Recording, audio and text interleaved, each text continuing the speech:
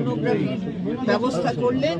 বিধায়ক তাপস চ্যাটার্জির উদ্যোগে এটা সম্ভব হয়েছে এবং অবশ্যই আমরা আজকের এই জায়গা থেকে মাননীয় মুখ্যমন্ত্রীর প্রতি কৃতজ্ঞতা জানাই।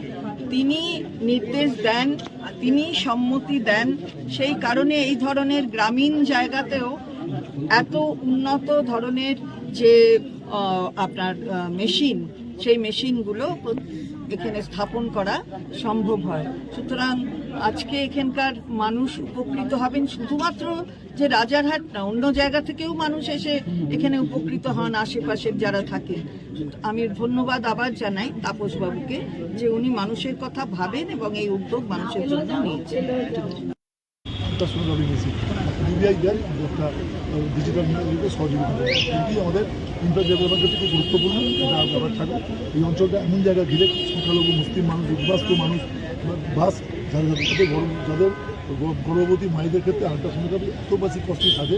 আমি নিজে তাদের নানাভাবে সাহায্য করি। এটা আমাদের সরকারি পাড়াতে মানুষ থাকবেন। আর ডায়ালিসিস দারুণভাবে প্রয়োজন।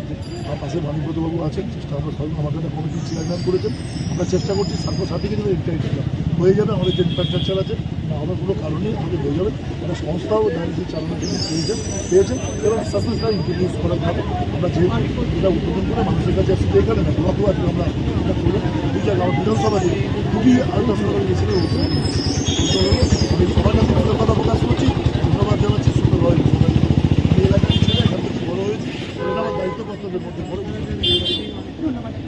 নারায়ণপুরবাসীর কাছে হসপিটালটা কিন্তু একটা হসপিটাল, এটা আবেগ। এটা খুব সুন্দর পরিষেবা নিয়ে চলতো, কিন্তু কোভিডের পরে একটু পরিষেবাটা খারাপ হয়ে যায়।